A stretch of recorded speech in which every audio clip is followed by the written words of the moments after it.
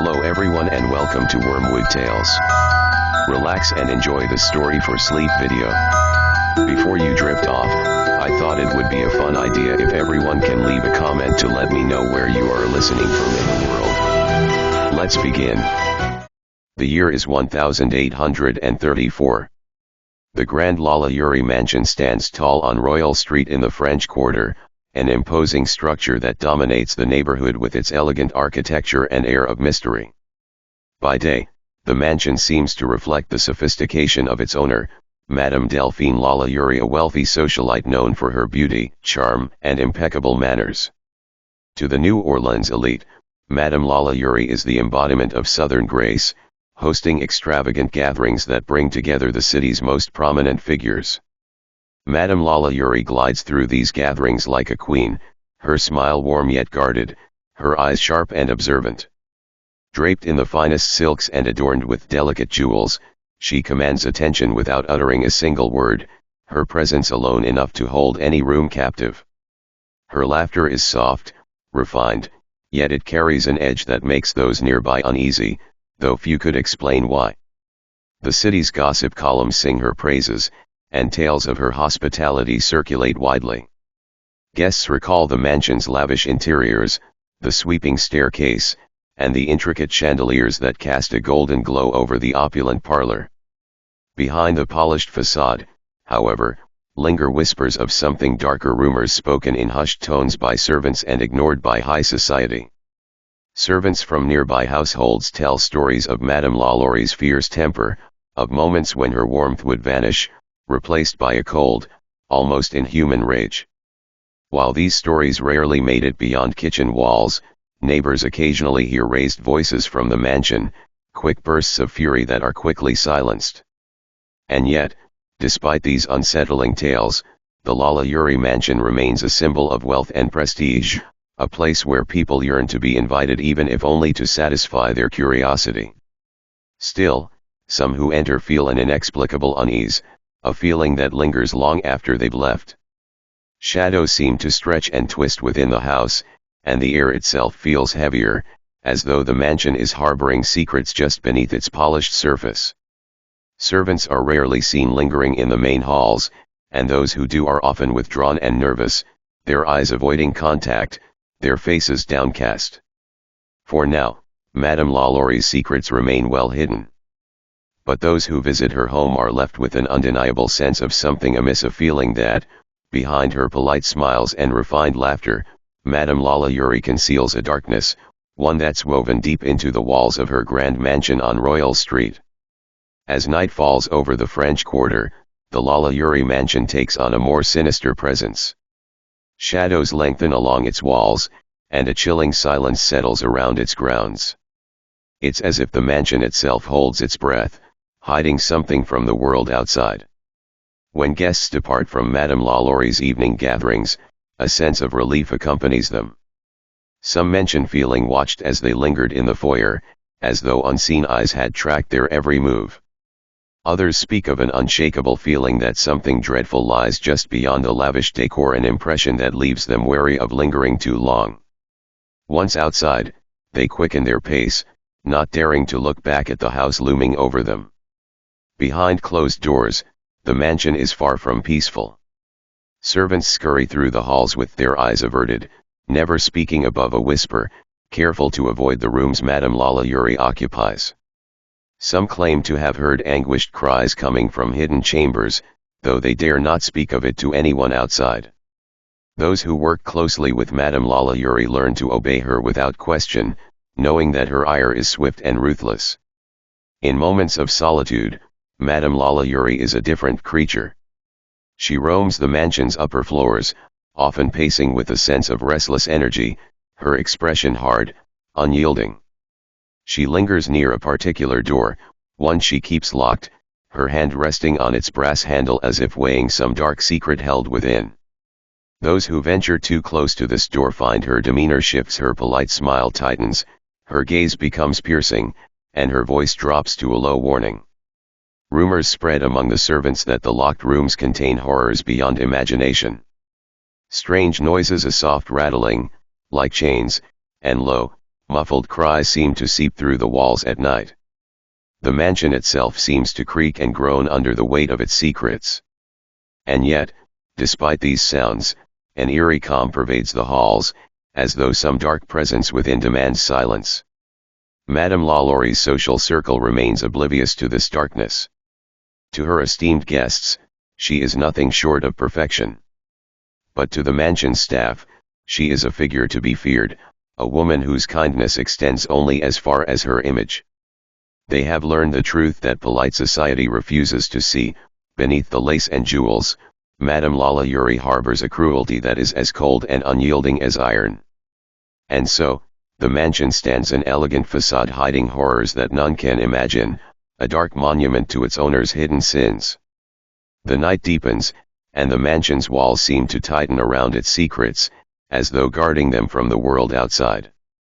But a sense of foreboding fills the air, as if the house itself knows that one day, these secrets will be forced into the light. As midnight approaches, the Lalaurie mansion grows darker, its high windows revealing only shadows within. It stands as an ominous figure against the New Orleans skyline, a silent witness to countless secrets that whisper through its walls. The French Quarter outside is still alive with the distant sounds of laughter and music, but within these walls, an oppressive silence prevails, broken only by the occasional echo of footsteps. Upstairs, a faint light glows from the candle Madame Lalaurie holds as she makes her rounds through the darkened halls, her face cast in eerie shadows. Her gaze is fixed ahead, her expression stern, almost detached. There's an unnatural stillness to her movements, a calmness that seems at odds with the sharp, calculating glint in her eyes. She pauses outside a narrow, unassuming door, a room most of her guests have never noticed. This room is where her deepest secrets lie, and tonight, as on so many others, she stands before it, her fingers brushing the doorknob as if contemplating some dark memory contained within. The servants know to avoid the upstairs halls at this hour. Many have heard the chilling sounds that slip out from behind locked doors in the dead of night, the soft scrape of chains against the floor, the low, despairing moans that echo faintly through the house. The newer staff are quick to leave, unable to shake the feeling that something watches them from the shadows. But the older servants have learned to avert their gaze and keep their footsteps light, aware that Madame Lalaurie's anger is not one to be tested. Down in the kitchen, a servant prepares herself for bed, though her sleep will be anything but peaceful.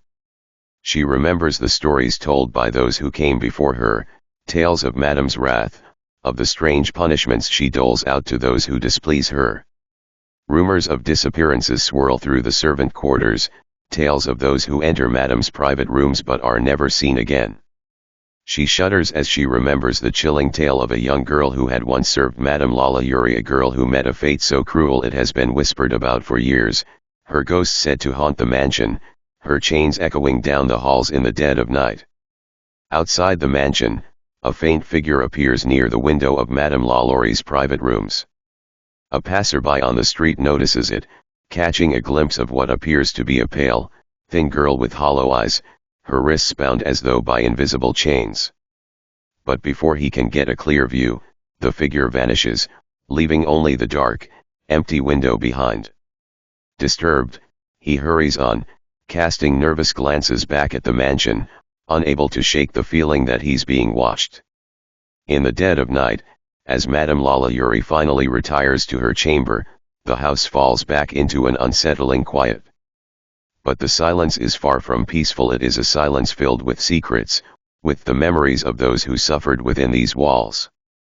The shadows seem to deepen, and the faintest of noises drift through the empty rooms, a muffled sob, the clink of unseen chains, a faint rustling as though something, or someone, is still alive in the dark corners of the Lalaurie mansion. With each passing night, the darkness within these walls seems to grow, as if the mansion itself absorbs the terror and despair of those who crossed its threshold.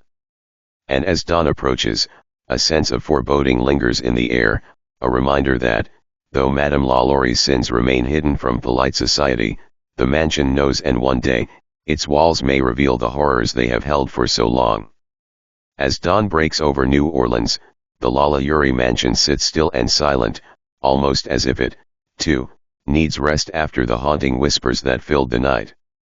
Yet, even in the sunlight, a chill seems to cling to the house, an invisible force that repels all but the bravest or most curious passers-by. Those who dare to look up at the mansion in daylight see only its grand facade, yet there is a darkness embedded within its walls, a darkness rooted in its very foundations. Days pass, and Madame Lalaurie continues her social life as if nothing is amiss. She hosts luncheons and attends the city's finest galas, her poise and charm casting a spell over those around her. Her presence is magnetic, her laughter light and graceful. But beneath her flawless exterior lies a calculating and merciless heart. Those closest to her and the unfortunate souls under her employ know this side all too well, though they dare not speak of it outside the mansion's walls. One evening, a young maid, no more than 16, is summoned to Madame Lalaurie's private quarters. The girl's hands tremble as she ascends the grand staircase, her heart pounding as she approaches the upper floors, where few are allowed without permission. She has heard the stories, whispers of the unimaginable punishments that Madame inflicts upon those who disobey. Her mind races with dread, and as she reaches the top of the staircase, the air feels colder, heavier, pressing down on her like an invisible weight. Madame Lalaurie is waiting for her, standing near the same narrow door that the servants avoid at all costs. Her face is impassive, her eyes dark and unreadable. She motions for the girl to come closer, her voice soft but laced with an unspoken threat. The girl approaches, but her gaze drifts to the closed door beside Madame Lalaurie. It's the door behind which screams are sometimes heard in the dead of night, the door that conceals secrets too horrifying to imagine. As the girl stands there, Madame Lalaurie speaks in a voice that is almost a whisper. She instructs the girl to complete a task, her tone polite yet icy. But as Madame turns to leave, the girl's curiosity gets the better of her, and she glances toward the narrow door, her hand brushing its cool, brass handle. In an instant, Madame Lalaurie's demeanor shifts. Her smile vanishes, replaced by a look of pure rage. She seizes the girl's wrist with a grip far stronger than one would expect, her face twisted with fury. "Do not touch that door," she hisses, her voice low and venomous. "Some things are not meant to be seen." The girl nods, paralyzed with fear, and quickly steps back, her heart racing as she stumbles away from Madame Lalaurie's fierce gaze. As she retreats down the hall, a single, muffled sound comes from behind the door, a soft, pleading whimper, almost too faint to hear. The girl's heart pounds, her footsteps quickening as she hurries away, unable to shake the feeling that something or someone behind that door is desperately reaching out for help. The other servants find her later, pale and shaking, her gaze vacant. She refuses to speak of what she saw or heard, but the terror in her eyes tells them enough. No one asks questions, they know the unspoken rules of working in the Lalaurie mansion. One is to serve without question, and the other to never, ever open the doors that Madame Lalaurie has sealed. But despite Madame Lalaurie's control, rumors begin to trickle through the city, tales of strange noises, unearthly screams, and sightings of spectral figures pacing the upper floors. The elite society of New Orleans is quick to dismiss these tales as foolish gossip, yet the whispers grow louder, persistent, refusing to be silenced. And as night falls, the mansion continues to stand as it always has, a dark sentinel harboring the secrets of Madame Lalaurie's cruelty, her unquenchable thirst for power, and the spirits of those who suffered under her hand. One by one, servants and passers-by begin to notice subtle, chilling details, an apparition glimpsed through a darkened window, faint sobs that echo through empty halls, the feeling of being watched by eyes that cannot be seen. For those who live near the Lalaurie mansion, the tales of horror feel all too real, as if the darkness within is seeping out, reaching for anyone foolish enough to draw near. Madame Lalaurie's secrets remain hidden for now. But the mansion grows restless, as though it, too, is haunted by the memories of what has taken place within. The walls seem to close in tighter, the shadows growing longer, darker, filled with things unseen. And with each passing night, the question lingers, how long can such horrors remain buried before the mansion itself reveals the truth, laying bare the sins of Madame Lalaurie and the tortured souls that lie just beyond that narrow door? As the whispers grow louder, Madame Lalaurie's composure begins to show signs of strain. She retreats deeper into her private quarters, shutting herself off from both her staff and the outside world. Her gatherings become less frequent, her once impeccable appearance now marred by a haunted, sleepless look. Yet, despite her diminished presence, her control over the mansion remains absolute. Servants still feel her icy gaze, even when she's not present, as if the walls themselves enforce her silent rules. But not all whispers remain whispers. One autumn night, a terrible scream erupts from the upper floors of the mansion, a piercing cry that sends a jolt through the French Quarter, momentarily silencing the revelry of the city below. Neighbors turn their eyes toward the mansion, staring at its dark silhouette, their hearts racing with fear and curiosity. The sound dies as suddenly as it began, swallowed by the silence of the night. But the unease lingers, gnawing at those who heard it. Word of the scream spreads quickly. The following morning, a small group of curious onlookers gathers outside the mansion, their faces tense with dread. They murmur among themselves, some claiming they saw a shadowy figure at one of the upper windows, a woman in a long dress, standing motionless as if watching them. Others speak of hearing faint, chilling noises, a muffled sob, the clinking of chains, a low, mournful wail drifting from the depths of the mansion. A heavy sense of foreboding hangs over the crowd as they wait, hoping for some sign of normalcy but knowing, deep down, that none will come. Inside, the servants move through the mansion in tense silence, unwilling to speak of what they heard. They exchange anxious glances, their footsteps barely audible against the creaking floorboards. Some are certain that they heard Madame Lalaurie's voice mingling with the scream, a sharp, angry tone that sent a shiver down their spines. The sound of that voice, cold and commanding, continues to haunt them as they go about their tasks. Then, one by one, servants begin to leave the mansion. Some slip away in the night, too terrified to stay another moment under its roof. Others simply vanish, leaving no trace behind. Those who remain know that speaking of Madame Lalaurie's secrets could lead to dire consequences.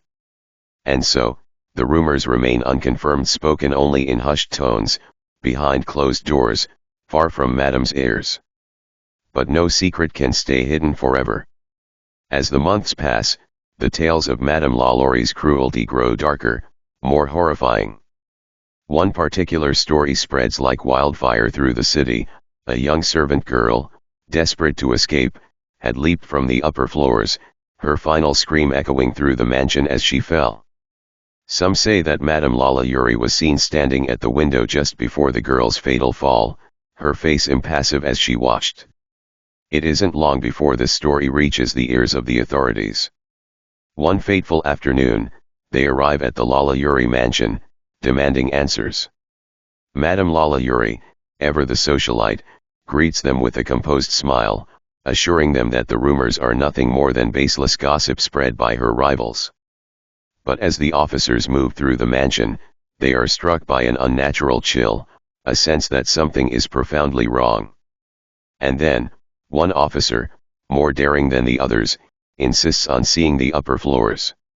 As they ascend the narrow staircase, a heavy silence falls over the group. They reach the door, the same door Madame Lalaurie has so carefully guarded. She protests, her voice calm yet tinged with urgency, warning them that they will find nothing of interest beyond that threshold. But her protests fall on deaf ears, and with a heavy, creaking sound, the door swings open. The room beyond is dark, the faintest hint of smoke clinging to the air. As the officers step inside, their lanterns reveal a scene of horror beyond their darkest imaginings. Chains hang from the walls, their metal links glinting in the flickering light. The air is thick with the scent of decay, the walls scarred by what looks like claw marks. In the shadows, they glimpse twisted, broken furniture, strange instruments that seem to serve no purpose other than to inflict pain. And in one corner, lying crumpled on the floor, they find evidence of the girl whose scream had echoed through the mansion. The officers turn to Madame Lalaurie, their faces pale with shock and fury. But she remains unshaken, her expression blank, devoid of remorse. She utters not a word as they led her from the mansion, the weight of her crimes heavy in the air. Outside, a crowd has gathered, their faces reflecting horror, disbelief, and a grim satisfaction that justice, at last, might be served. But justice, it seems, is not so easily won. That very night, Madame Lalaurie vanishes from her cell, leaving behind only the echoes of her crimes and a legacy of terror that would haunt the Lalaurie mansion for generations to come. As the years pass, the mansion stands empty, its walls steeped in the suffering of those who perished within. Yet, the silence does not last. Soon, new residents move in, drawn by the grandeur of the mansion, unaware or perhaps willfully ignorant of its dark history. And as night falls once more over the French Quarter, the Lalaurie mansion stirs, its walls whispering with the memories of its haunted past, the footsteps of the restless, and the faint, chilling laughter of Madame Lalaurie herself. In the years following her escape, the Lalaurie mansion stands as a grim monument to terror and suffering. Its grandiose exterior slowly fades, overtaken by layers of dust, vines, and decay, a stark contrast to the elegant home surrounding it. Yet, no amount of neglect can erase the aura of dread clinging to the building. People who pass by speak of it in hushed tones, casting wary glances at the windows, as if fearing that the ghostly eyes within might meet theirs. For a time, the mansion remains empty, an unapproachable relic haunted by its violent past. But the rumors never stop. They say that some nights, if you listen closely enough, you can hear the faint, agonizing echoes of Madame Lalaurie's captives' cries of pain and despair that drift from the upper floors like wisps of smoke. And if you stand outside long enough, you might even catch a glimpse of something moving behind the curtains, shadowy figures that flicker in and out of sight, never quite taking form, as if they are trapped between worlds. Despite its dreadful reputation, the mansion eventually attracts a series of new owners, each hoping to restore it to its former glory. Yet, none stay for long. One family leaves after just a few weeks, their children plagued by nightmares of cold, bony fingers grasping at them from beneath their beds. Another tenant, an elderly woman, claims to have seen a woman in black wandering the halls at night, her face veiled, her footsteps soundless. The woman confesses to friends that, on more than one occasion, she felt the icy touch of hands on her shoulders as she slept. After a month, she flees, vowing never to set foot in the mansion again. Then there is the story of a young man bold, skeptical of the supernatural, who moves in, determined to disprove the legends surrounding the house. For the first few nights, he experiences nothing out of the ordinary. But soon, he begins to notice strange things, the lingering smell of burnt wood that fills the air without any source, the quiet, rhythmic creak of footsteps on the floor above him, and the sense of an unseen presence watching him from the shadows. One evening, as he is preparing to sleep, he catches a glimpse of something in the mirror, a gaunt figure, her face twisted in a mournful expression, staring back at him from behind his own reflection. Terrified, he turns to look, but finds nothing there. By morning, he too has fled. Yet, the mansion's most notorious residents aren't easily forgotten. Their spirits seem bound to the house, drawn to its walls like moths to a flame. And the most feared presence among them is that of Madame Lalaurie herself. There are those who swear that, on certain nights, Madame Lalaurie's spirit returns to the mansion, reliving the horrors she inflicted upon others. Those who've dared to linger near the house after dark describe seeing her in the upper windows, her figure outlined by a faint, ghostly light. They say she moves through the rooms with a slow, deliberate grace, her face hidden in shadow, her footsteps echoing with an eerie rhythm. At times, she pauses, gazing out as if searching for something or someone. Perhaps, She is searching for the souls of those she wronged, forever bound to the house by the torment she inflicted upon them. And so the stories continue, as restless as the spirits within. The Lalaurie mansion becomes a legend in New Orleans, a place where reality and nightmare intertwine, where the past refuses to stay buried. Locals warn travelers against venturing too close, particularly after dark. But some cannot resist the allure of the unknown, the promise of a brush with the supernatural. Drawn by tales of terror, they come from far and wide, eager to experience the mansion's horrors for themselves. Some leave with a story, a flash of movement in the darkness, a chill that prickles their skin, an unshakable feeling that they were not alone. Others leave empty-handed, skeptical but unsettled, as though the mansion has touched some deep part of their psyche, leaving a faint, lingering dread that follows them home. But for the few who dare to linger, who refuse to leave even when their instincts scream otherwise, the Lalaurie mansion offers something far more terrifying. It offers a glimpse into the abyss, a vision of a place where agony is eternal, where time and memory are forever warped by suffering. And in that fleeting moment, they understand that the mansion is more than just a haunted house, it is a prison, a twisted monument to the darkest depths of human cruelty. And those who trespass within its walls risk being claimed by the shadows, drawn into the mansion's eternal embrace, just as Madame Lalaurie's victims were so many years ago. Even now, as night falls over the French Quarter and the city's vibrant energy fades to silence, the Lalaurie mansion remains vigilant, a dark, ominous presence among the lively streets. Its windows are like eyes, watching, waiting, knowing that eventually, someone else will be drawn to its mystery, and that the house, ever hungry, will never be truly empty. As the years pass, the Lalaurie mansion remains stubbornly unchanged, a reminder of New Orleans' dark history. Each new occupant, whether seeking to restore it or simply to profit from its notoriety, eventually finds themselves overwhelmed by the mansion's malevolent presence. The house seems to have a mind of its own, and it resists those who try to erase its past. There are rumors, whispers among locals, that the mansion itself is cursed, an object of restless spirits that cannot be appeased. It's said that anyone who tries to restore it is doomed to face the same fate as those who came before them, a relentless barrage of supernatural occurrences, driving them to madness or flight. Over the years, a series of owners come and go, each one leaving with a look of terror in their eyes, as if they had glimpsed something they were never meant to see.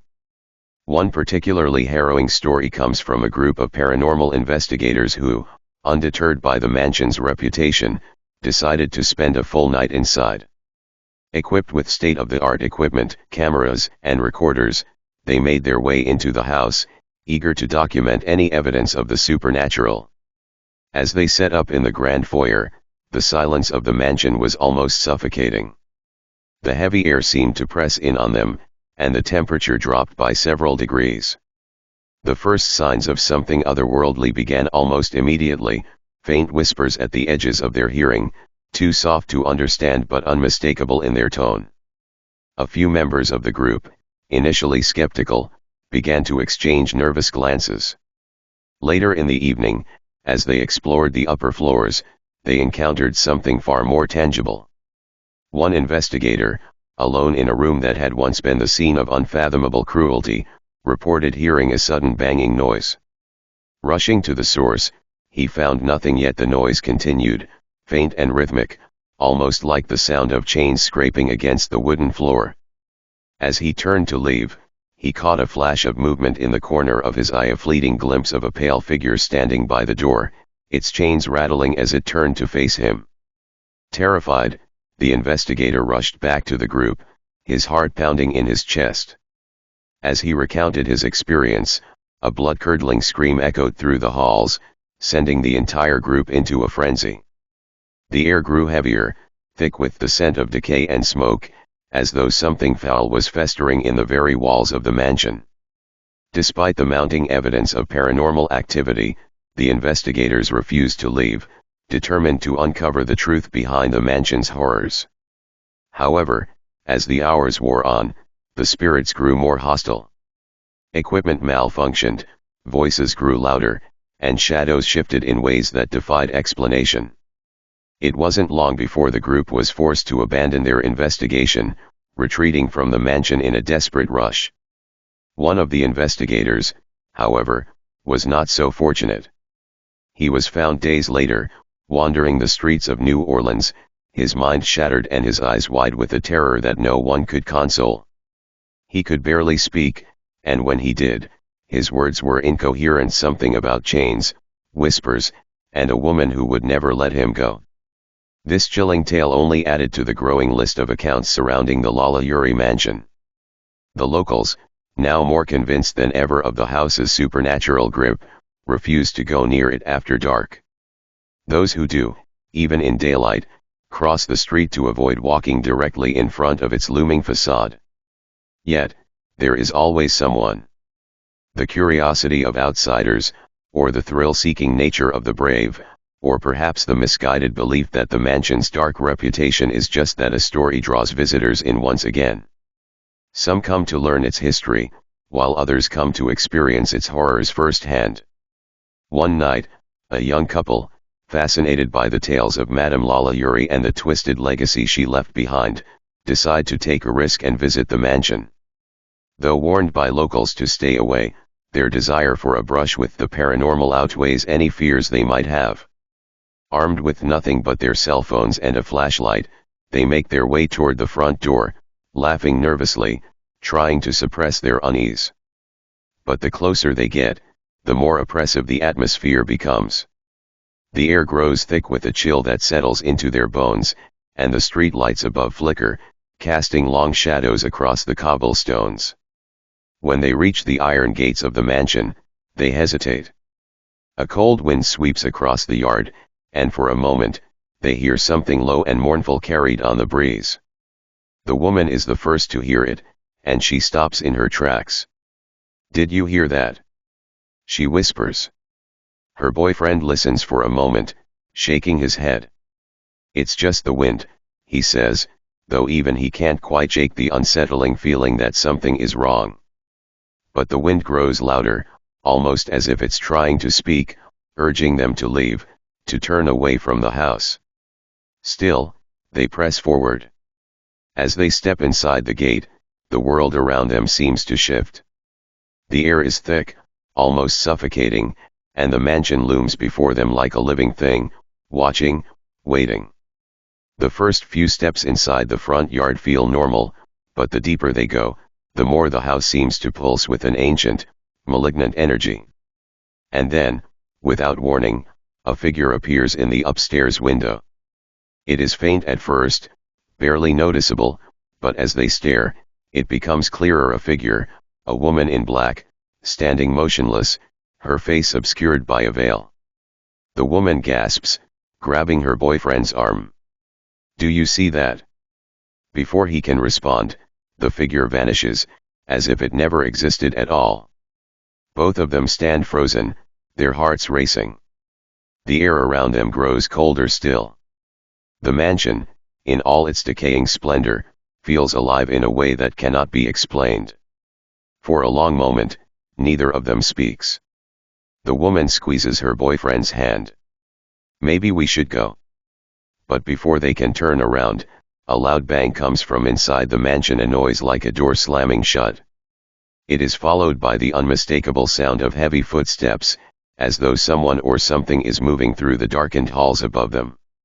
And with that, the full weight of the Lalaurie mansion's dark past presses in on them, leaving them with only one choice: to run before whatever is haunting those halls comes for them next. As they stand frozen in the yard, the distant sound of footsteps grows louder, echoing through the mansion. The young couple instinctively move closer to one another, their breaths shallow and quick, as if in sync with the eerie rhythm of the sounds from within. The wind picks up again, howling through the iron gates, sending a shiver down their spines. The faint scent of smoke, unmistakably pungent, like something burning, seems to hang in the air around them. It's a stifling, acrid smell, reminiscent of something far more sinister than a mere breeze carrying the scent of a nearby fire. The man looks at his girlfriend, his voice a low whisper. "I don't know, that sounded like someone walking." "Someone is walking," she responds with a trembling voice, her eyes wide with both fear and curiosity. Her gaze is still fixed on the house, her feet unwilling to move. He pulls her hand gently, urging her to turn back. "We need to leave, now." But something stops her, an inexplicable pull toward the mansion. The footsteps inside have stopped. The silence that follows feels as though the very air around them is holding its breath, waiting for the next step. And then it happens. A door creaks open from somewhere deep within the house, followed by a chilling, unmistakable sound, the jingle of chains, faint but clear, like someone dragging them slowly across the floor. It's the kind of sound that makes the blood freeze, a reminder of something far more horrific than a mere legend. Her eyes lock with his, her expression caught between dread and fascination. "We should go in." "Are you out of your mind?" he almost shouts, grabbing her arm. This is insane. But she's already moving, her feet taking slow, hesitant steps toward the entrance, as if something or someone is beckoning her inside. The front door, old and heavy, seems to stand open slightly, just wide enough for them to slip through. It's almost as if the house itself is inviting them in. With a resigned sigh, he follows, not wanting to leave her alone in this place. As they step over the threshold, the temperature inside drops drastically. Their breath becomes visible in the freezing air, like clouds of fog from their mouths. The familiar sounds of the outside world, the bustle of the French Quarter, the distant hum of city life fade away completely. It's as though the mansion is a world unto itself, separate and isolated from everything else. The hallway stretches before them, dimly lit by a few flickering candles in sconces. The walls are covered in peeling wallpaper, the faded remnants of a once grand design. The wooden floors creak under their weight, sending shivers of unease through them both. The place is vast, and each room seems to harbor its own secrets, hidden behind heavy doors that groan when touched. They make their way down the hall, cautiously at first, until they reach a grand staircase that spirals up into darkness. The railing, once ornate, is now chipped and worn, the wood darkened by years of neglect. It's at this moment, as their eyes adjust to the dimness, that the temperature drops even further. From upstairs, the footsteps resume, faint at first, but growing steadily louder, each step deliberate and heavy. They're coming closer. "Who's up there?" the woman calls out, her voice trembling. But there is no response. And then, the voice, faint but unmistakable, echoes through the halls. "Help me." The words, seemingly carried by the wind itself, float through the house like a soft whisper. It's not a voice of a woman, but something older, like the pleading of someone far beyond human. Without thinking, the woman steps forward, toward the staircase. The man hesitates, his mind screaming at him to turn back, to get out, to leave the mansion before whatever is haunting it comes for them. But she's already on the stairs. "No," he protests, grabbing her by the wrist. "This isn't right. We shouldn't be here." She pulls away, shaking her head, her eyes wide, almost desperate. "I have to know. I have to understand." She ascends the staircase, each step creaking under her feet like a warning. The man, unwilling to leave her alone but terrified of what might await them at the top, follows. The second floor feels even colder. The air is thick, suffocating, as if it's pressing against their chests. Their footsteps echo as they make their way down the narrow hallway. Shadows stretch out from the walls, forming shapes that seem to move just out of the corner of their eyes. Every room is dark, its doors ajar, as though inviting them to peek inside. And then, as they approach the last door on the left, the sound of chains dragging once again fills the air. The girl stops, her hand on the doorknob. The man's voice shakes as he calls out, "Who's there?" The chains stop. For a moment, there's nothing but silence. Then, a soft voice, a whisper, speaks from behind the door. "Help me." But this time, it's not a woman's voice. The voice is deep, rough, guttural, as if it's been distorted over the centuries. The man's hand hovers over the knob, his fingers trembling. He looks at her, and for the first time, she seems uncertain, her courage faltering. "Do we really want to know what's in there?" he asks, his voice barely above a whisper. But she doesn't answer. Slowly, she turns the knob and pushes the door open. What they find inside is something neither of them could have imagined. The room is freezing cold, the air thick with a stench they can't identify. In the center of the room lies an old, worn-out chair, its legs warped with age, chains hanging loosely from its sides. There's something in the corner, something that makes the hairs on the back of their necks stand on end, a shadow, hunched and barely visible, but unmistakably there. And then, just as they begin to make sense of what they're seeing, the door slams shut behind them, trapping them inside. The darkness presses in, and the whispering begins again, louder, more insistent. "Help me." The sound of the door slamming behind them is deafening, and for a moment, they both stand frozen, heartbeats hammering in their chests. The air is thick, almost suffocating, as if the house itself is pressing in on them, urging them to leave. But neither of them dares to move. In the corner of the room, the shadow seems to shift, its form barely discernible in the dim light. It's like a silhouette, but darker, more solid. As their eyes adjust, they can make out the faintest outline of a figure crouching, hunched, with its head tilted unnaturally to one side. The woman opens her mouth to speak, but no sound escapes. The pressure in the room intensifies, making it harder to breathe, like the walls are closing in on them. The chains in the room rattle, their noise a faint, haunting melody that seems to vibrate in their bones.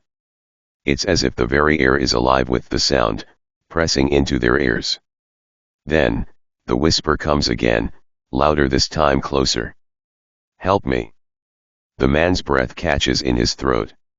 He turns to the woman, his face pale with fear. "We need to get out of here. Now." But she doesn't move. Her gaze is fixed on the shadow in the corner, her eyes wide with a mix of fascination and dread. She steps forward slowly, as if pulled by an invisible force, her feet moving on their own accord. "What is that?" she breathes. The man grabs her arm, pulling her back, but she shakes him off. "We have to know. We have to see." He watches in horror as she takes another step toward the shadow, her hand reaching out toward it as if in a trance. The room grows colder, and with every step she takes, the stench of decay and burning flesh grows stronger. "Don't touch it," he cries out, but his voice is lost in the overwhelming stillness that now surrounds them. The woman's fingers brush the corner where the shadow stands, and in an instant, the figure shifts. It's no longer a shadow, but something far worse. A face pale, gaunt, and twisted in a grotesque, unnatural way emerges from the darkness. Eyes that glow with an unearthly light meet hers, locking her in place. Her breath catches in her throat as the figure raises its hand, its fingers elongating and curling like claws. The chains rattle again, louder, their echo now deafening. The man stumbles backward, his mind racing as he struggles to comprehend what he's seeing. Suddenly, the voice, distorted and hollow, whispers once more, this time directly into their minds. "Leave, now." The temperature plummets, and they can see their breath swirling around them like fog. The walls seem to pulse with a life of their own, as if the house itself is alive, feeding off their fear. The air is thick, heavier with each passing second, pressing down on them. Then, the figure in the corner slowly straightens up. The chains that had rattled so violently are now motionless, hanging limp at the figure's side. Its head tilts again, and the glowing eyes lock onto the woman. It steps forward, its movements slow and deliberate, dragging the chains behind it with a sickening scrape. Each step echoes in the silence. Without warning, the woman's hand flies to her throat as though she's choking. She gasps for air, her eyes wide with terror. The man reaches out, but his hands go right through her, as if she's no longer solid. In a panic, he spins around, searching for an escape. The door is still shut. The chains rattle again, and the sound is deafening, like thunder in the small room. The figure's mouth opens, revealing teeth that seem to elongate impossibly, sharp and jagged, as it lets out a low, guttural growl. The room grows darker, the light from the candles flickering wildly before they go out entirely. The last thing the man hears before everything goes pitch black is the sound of the woman's voice, barely a whisper in the suffocating silence. "Help me." The darkness around them feels alive, thick, and suffocating, closing in from all sides. His heart beats erratically, but it's hard to tell whether it's his own fear or something else, something deeper and older, that thrums through the very walls of the room. In the pitch-black void, he stumbles forward, his hands outstretched in search of the woman. He calls her name, his voice cracking in desperation, but it's swallowed by the oppressive silence. No answer. His hands touch the cold, smooth surface of the walls, and he presses himself against them, trying to find his bearings. But it feels as if the house itself is shifting, the walls moving slightly, subtly, almost imperceptibly. The faintest sound breaks the silence, a soft shuffle, the scrape of chains. It's coming from behind him. He spins around, his breath coming in short gasps. He reaches out again, his fingers brushing against something soft, yet wrong and unearthly cold that sends a tremor through his body. Then, the whisper comes again. Louder this time, almost deafening. A voice that is both familiar and alien at once. "Leave." It's followed by a sharp, rasping laugh, the sound of chains dragging across the floor, scraping with such intensity that it rattles his bones. He feels the pressure in the air tighten, like something is being squeezed out of him, making it harder to breathe, harder to move. Then, suddenly, a cold hand grips his shoulder. He gasps, spinning to face whatever is behind him, but the moment his eyes find it, he wishes they hadn't. The woman is standing there, but it's not her, at least, not anymore. Her skin is pale, almost translucent, her eyes hollow voids. The chains that had once rattled softly now hang around her limbs like twisted, rusted cuffs, their metal gleaming in the inky darkness. The hollow eyes of the figure in the corner flicker, and he knows immediately that this is no longer the woman he knew. It's the spirit of the girl, her tortured soul, still trapped in the horrors of the mansion. The man's heart stops in his chest, his blood running cold as her mouth opens, her voice now an eerie echo that fills the space around them. "You shouldn't have come here."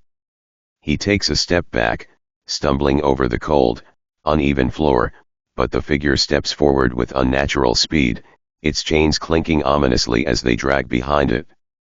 His legs freeze, paralyzed by a terror he can't explain. The figure's hand raises, reaching for him with fingers that seem impossibly long, their nails sharp as talons. Her gaze fixes on him, unblinking, as though she's waiting for something, waiting for him to understand something that has been lost in the folds of time. The room starts to tremble. Suddenly, the air grows thick with the sound of rattling chains, a symphony of ancient torment, each clink and clang echoing through the house like a cry for help. The walls seem to pulse with the sound, the whole house vibrating with the weight of its horrific past. A shadow dark and massive lurks in the corner, its presence suffocating, filling the room with a malevolent force. In that moment, the man feels his lungs constricting, his breath shallow as he struggles to stay conscious. His legs feel like they're being pulled into the floor, and he can't seem to move, can't seem to escape the pull of this place. But just as the shadow reaches out, the floor beneath him gives way, and he falls into an endless blackness, the figure's voice trailing behind him, fading into the abyss. "Help me." He tumbles through the darkness, the world spinning around him. His body slams against an invisible barrier, his senses overloaded with the smell of decay and rot, the unbearable weight of the air pressing down on him from all sides. He struggles to breathe, his chest constricting, his limbs aching as if they are being pulled apart. For a moment, there's nothing. No sound, no movement, just an overwhelming silence that surrounds him like a shroud. Then, faintly, just at the edge of his awareness, he hears it, a whisper. It's soft at first, like a breeze, but then it grows louder. Help me. His eyes snap open, and suddenly, he's back in the room. The mansion, dark, cold, and filled with an ancient malevolence, looms before him. But something is different. The walls seem to stretch impossibly high, and the floor beneath him is slick with moisture, cold to the touch. He blinks, his vision swimming. Is it real? Or just another trick of the mansion? The temperature drops sharply, and he feels the chill sink deep into his bones. It's as though the house is alive, breathing with him, feeding off his fear. The chains begin to rattle again, the sound almost deafening as they scrape against the stone floors, drawing his attention. In the dim light, he sees the girl again, her hollow eyes staring into his soul, her form flickering in and out of existence like a candle flame threatened by the wind. Her chains clink louder now, each one a reminder of her torment, a reminder of what was done to her and countless others like her in the mansion's dark history. Please, the voice pleads, growing stronger. I never wanted this. He takes a step toward her, his body moving against his will, as though the house is pulling him forward. His mind races, but his feet move, unable to stop. His fingers brush the cold air in front of him, but the girl's form shifts once more, melting into the darkness before him. The room seems to shift around him. He's no longer standing in the same space, he's no longer sure where he is. The girl's voice has grown faint, distorted, as if she's fading away. The walls pulse, and with each beat, a terrible scream echoes from deep within the mansion's bowels. He turns toward the source of the sound, but there's nothing there, only more darkness, more shadows. Why? He whispers, his voice barely audible over the noise of his own pounding heart. The mansion seems to answer. The floor beneath his feet cracks, splintering with a deafening roar. A sharp gust of wind blows through the room, extinguishing the candles, plunging him into total darkness once again. The air grows heavy with the scent of burning flesh, and in the distance, he hears the faintest sound of chains dragging across the floor, growing closer with every passing second. And then, just as suddenly as it all began, there's silence. He opens his eyes only to find himself standing at the foot of a grand staircase.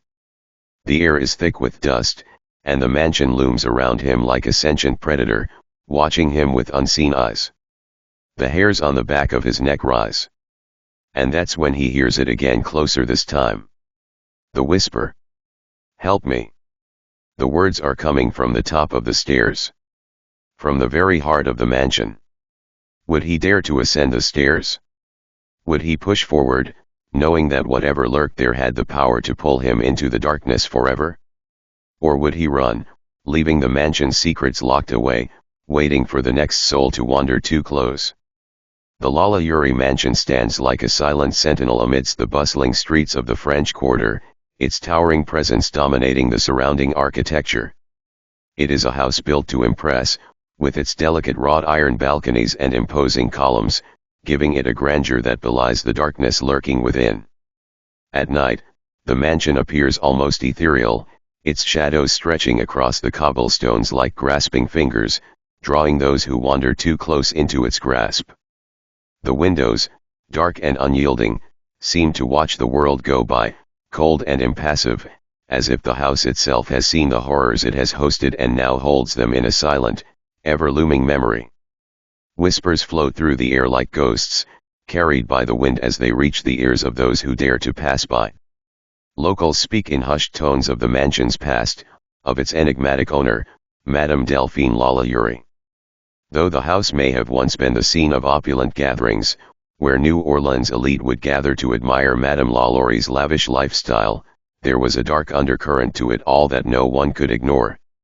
It was said that those who attended her parties often left with an unsettling feeling, as if someone was watching them from the shadows. Her guests would often speak of her beauty and charm, yet there were always rumors that followed her. The servants who worked tirelessly behind the scenes, ensuring the smooth running of her household, began to disappear one by one, vanishing without explanation. Some were even said to have been seen for the last time in the darkened halls of the mansion, their fates unknown. No one dared ask where they went, and no answers came from Madame herself. But it wasn't just the missing servants that caused unease, it was the strange sounds that echoed from within the mansion at night. There were accounts of high-pitched screams, distant cries, and the unnerving sound of chains scraping across the floor. Late-night passers-by swore they could hear the agonized groans of the desperate, coming from deep inside the mansion, though no one dared venture too close to confirm the truth. The air around the Lalaurie mansion felt oppressive, thick with a sinister energy that could be felt by anyone who dared to linger too long. Madame Lalaurie's temperament toward her enslaved servants was no secret to those who lived in the area.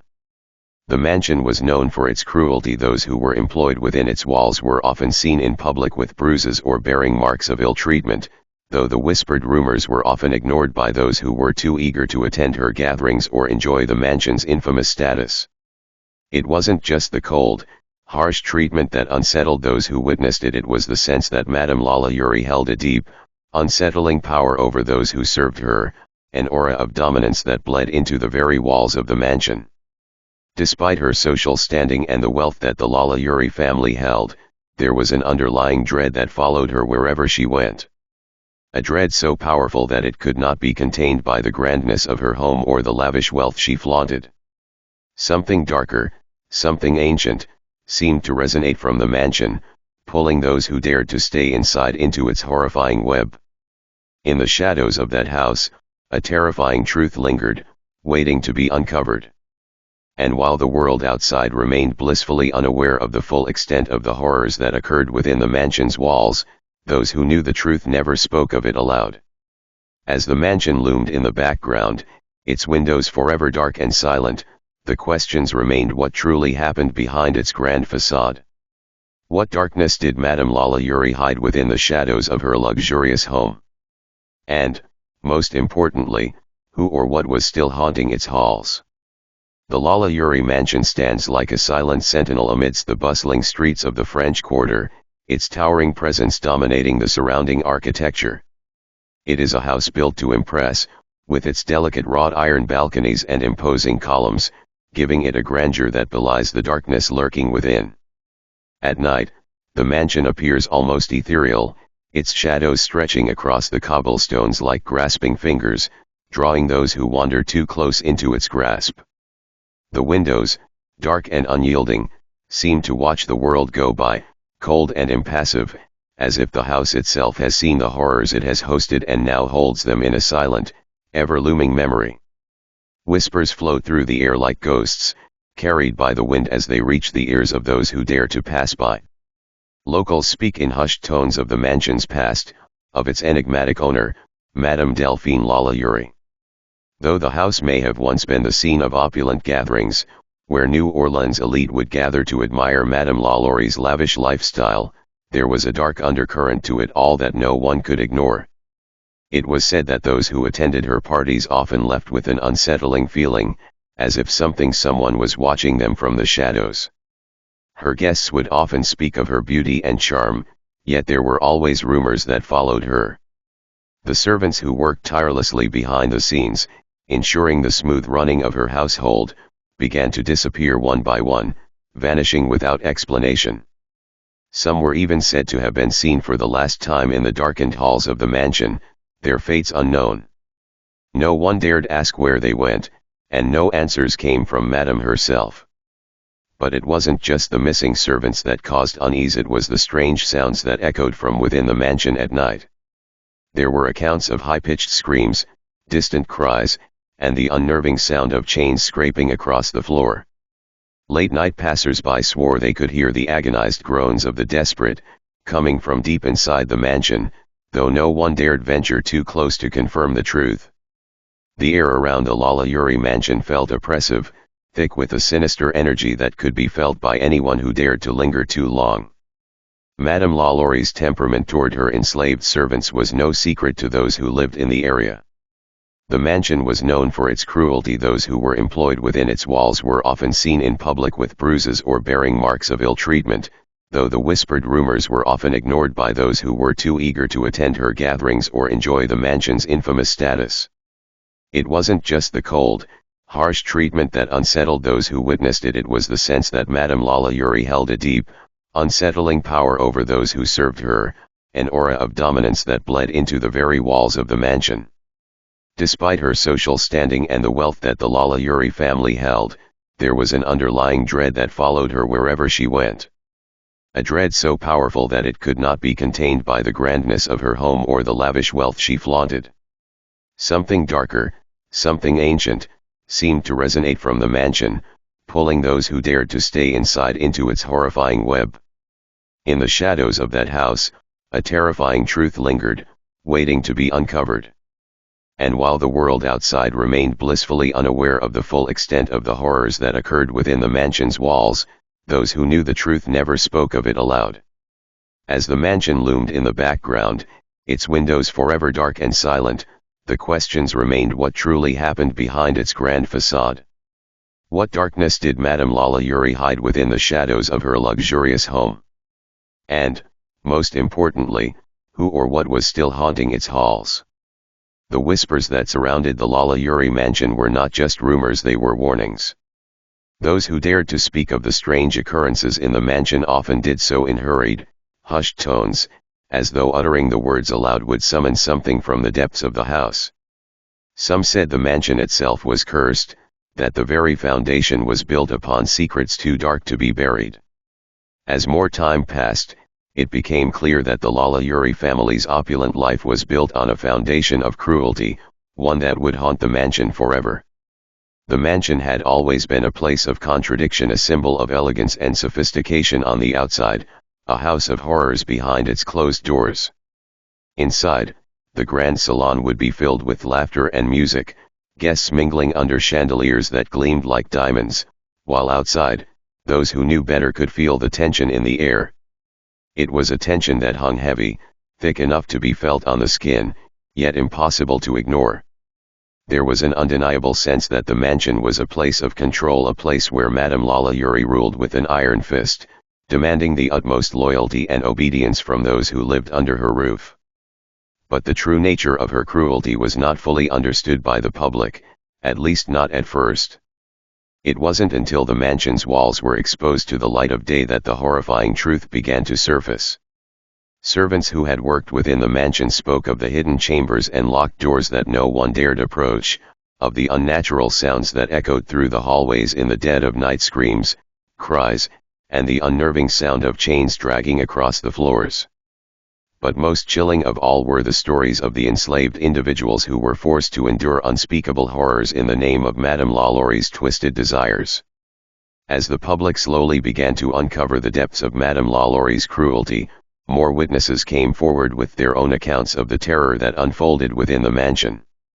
Some claimed they had witnessed Madame herself in the darkened hallways, her eyes wild with rage, her voice sharp as she reprimanded those under her control.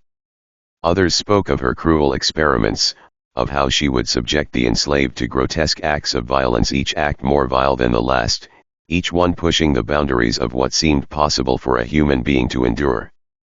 But despite the growing whispers and rumors, Madame Lalaurie maintained her composure.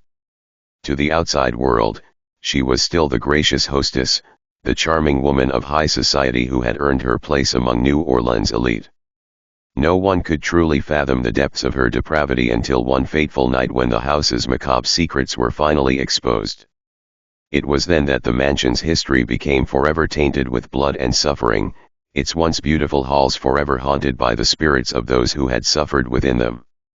Some say that the mansion still holds those spirits, their cries echoing through the walls, trapped in an eternal cycle of torment. The house remains standing, a testament to the cruelty that once took place within, its windows dark and unyielding, waiting for the next unsuspecting soul to pass by and feel the weight of its dark past. For some, the the Lalaurie mansion is a warning and ever-present reminder that beneath the surface of wealth and power, there may be horrors too terrible to imagine. And for others, it's a place where the past refuses to stay buried, a place where the echoes of those who suffered can still be heard, if you're brave or foolish enough to listen. And the chilling question remains, how long can the mansion's secrets stay hidden before they demand to be uncovered once again? Would anyone dare to enter, knowing the price that may be paid for unearthing what was buried long ago? The answer is lost to the shadows of Lalaurie's haunted halls, where every creak of the floorboards, every gust of wind, might bring them closer to the truth and to something far worse. As time passed, the Lalaurie mansion stood as an eerie monument to the horrors once hidden within its walls. The once beautiful estate, now tarnished by its dark history, attracted both tourists and thrill-seekers alike. Some came for the haunting allure, eager to glimpse the remnants of its horrific past. Others came simply out of curiosity, seeking to understand the truth behind the whispers, the rumors, and the ghost stories that followed the mansion like an unshakable shadow. But the mansion, cold and uninviting, gave nothing away easily. For those brave enough to venture too close to its decaying walls, the atmosphere was thick with an unsettling energy, a sense that the house itself was alive, watching, waiting. Some claimed to feel an almost palpable presence, as though something was just beyond their vision, lurking in the shadows. The mansion's sinister reputation was solidified not only by the gruesome acts committed within but by the lingering sense that those who suffered there were still, in some form, trapped within its decaying walls. A dark, oppressive force seemed to hover around the mansion, a force that refused to leave, even after the building had changed hands multiple times over the years. Those who had the misfortune of living within its confines often spoke of inexplicable occurrences, of restless spirits that would never let the mansion forget what had happened there. Strange noises echoed through the mansion at night, clattering chains, distant screams, the unmistakable sound of footsteps pacing the halls. Some visitors claimed to feel a cold hand brush their shoulders, only to turn and find no one there. Others spoke of a sensation of being watched, eyes following them from the windows, cold and malevolent, though no one was visible. Those who dared to stay overnight would often report an unnerving silence, followed by inexplicable sounds that would send them fleeing into the night. As the stories spread, the mansion became a symbol of New Orleans' darker side, its legacy entwined with the unspeakable suffering of the past. Even as the city moved on, with its lively jazz music, colorful festivals, and spirited energy, there was always that one place, the Lalaurie mansion, that seemed to stand still in time, suspended in the horrors of its history. The mansion's former occupants, especially Madame Delphine Lalaurie, became figures of infamy. Her name was spoken with a mixture of fear and revulsion, a reminder that evil could wear the mask of civility, that beneath the layers of beauty and charm, a far more insidious nature could lie. What had driven her to commit such atrocities? Was it power, greed, or something darker, a twisted desire for control and suffering? These questions would never be answered, and that mystery only added to the haunting allure of the Lalaurie mansion. But for some, the questions were irrelevant. The mansion's very existence was proof that some horrors could never be erased, no matter how many years passed, no matter how many coats of paint or renovations covered its decaying bones. The spirits, if you believed in them, would never leave. They were bound to the mansion, their souls entwined with the memories of the suffering that had been inflicted there. And so, the Lalaurie mansion remains, a grim reminder that history's darkest secrets do not always stay buried. They rise up from the depths when least expected, clawing their way to the surface, ready to be remembered. Its haunted halls, its blood-stained history, will never be forgotten, and those who dare to seek the truth will find that sometimes, the truth is more terrifying than the darkness that conceals it. As the night falls over New Orleans and the Lalaurie mansion stands in the distance, its windows dark and vacant, one thing remains certain: some places never let go of their past. And in the case of the Lalaurie mansion, its past is far from over. The mansion, now a relic of forgotten nightmares, stands as a silent witness to the horrors that once filled its walls.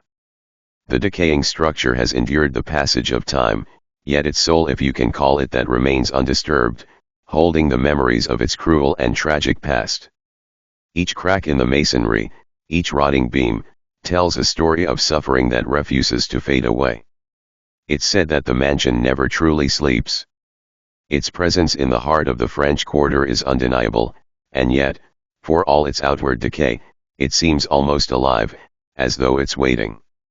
Some visitors, the ones who dare to venture close after dark, claim that the mansion hums with an energy that is both palpable and unnerving. There are nights when the wind blows just right, and the mansion seems to groan, its wooden beams creaking as though the house itself is shifting in its restless slumber.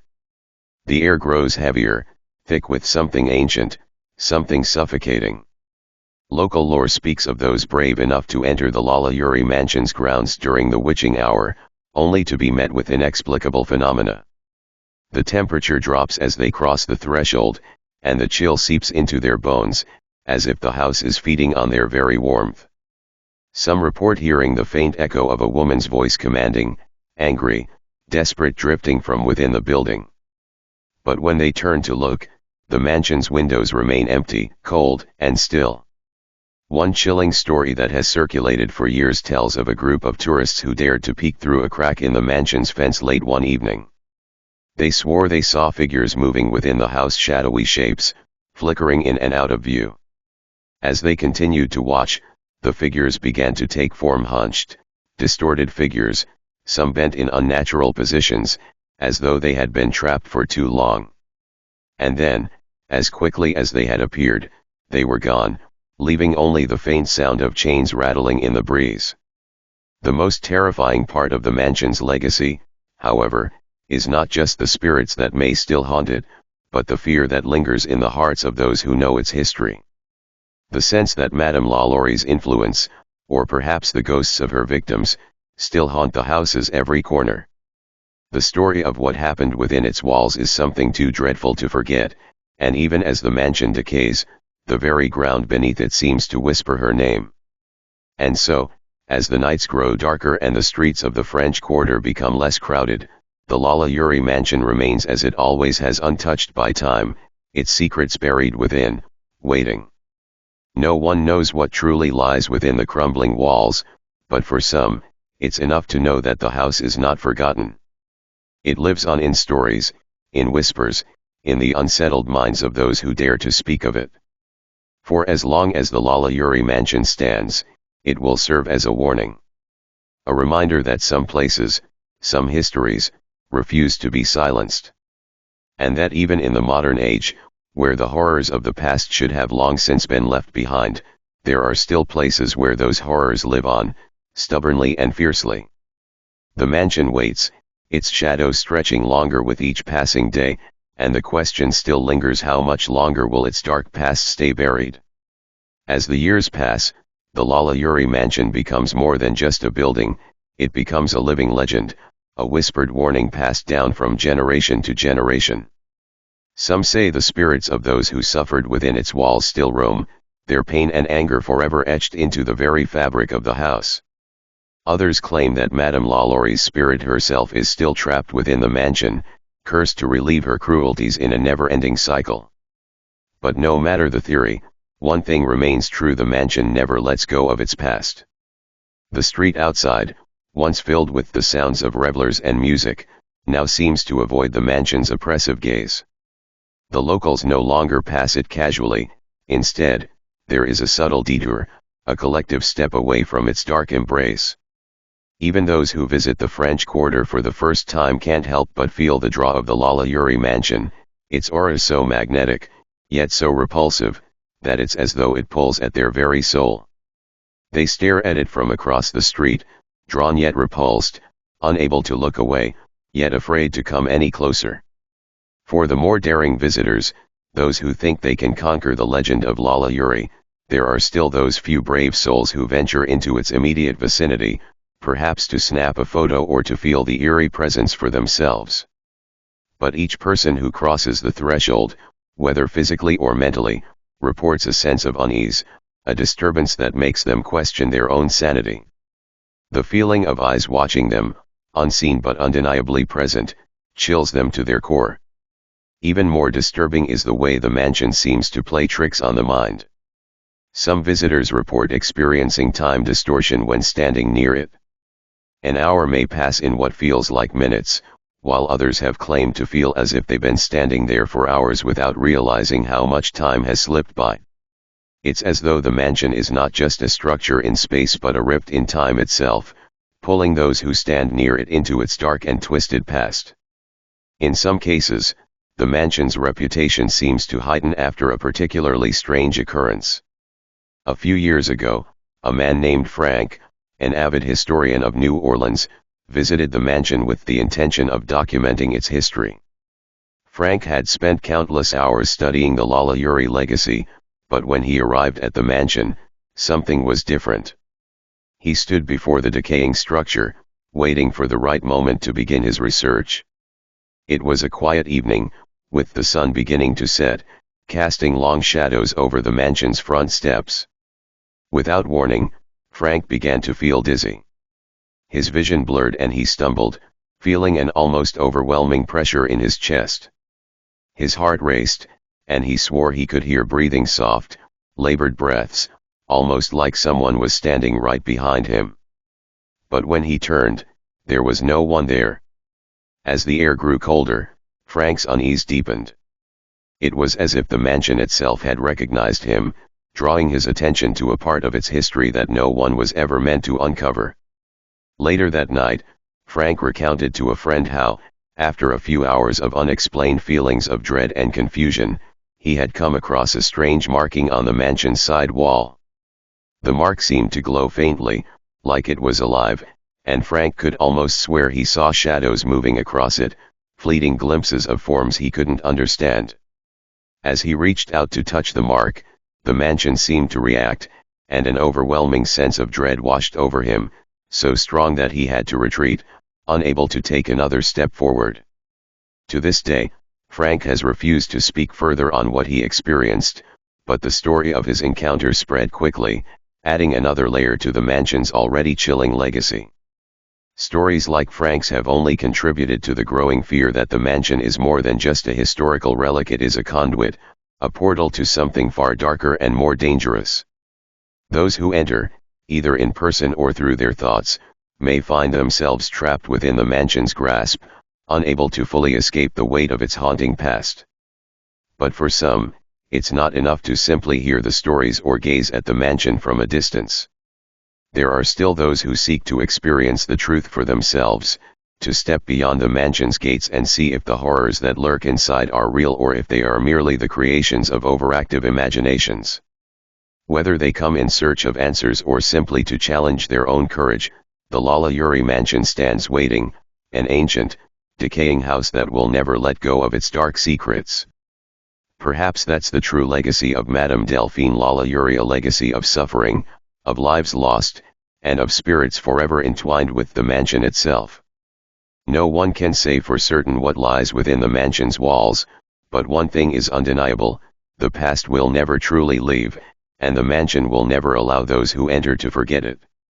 As long as the mansion stands, the darkness it holds will remain, and those brave or foolish enough to seek the truth will always find that the mansion has a way of keeping its secrets, and its visitors.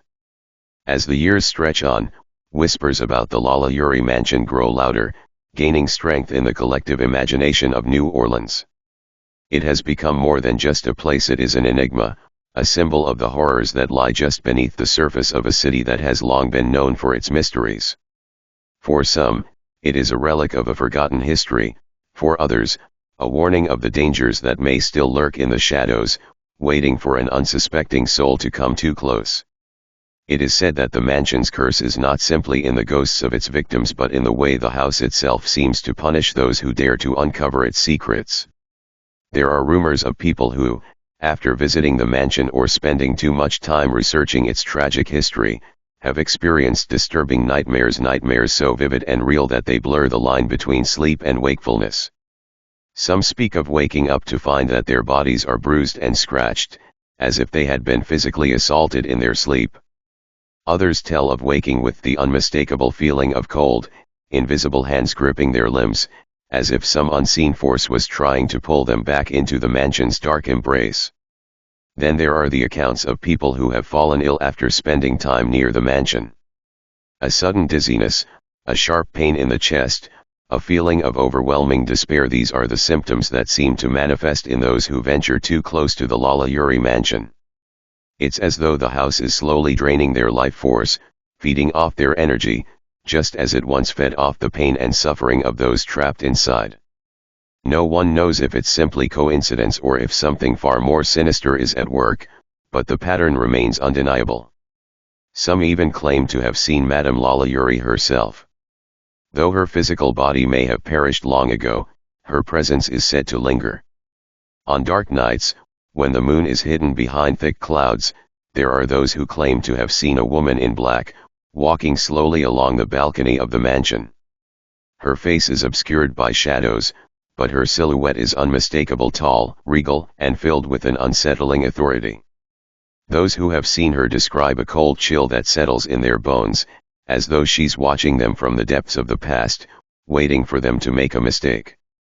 Perhaps the most disturbing claim of all comes from a local priest who, during a visit to the mansion many years ago, swore he saw a figure emerge from the shadows of the mansion's front door.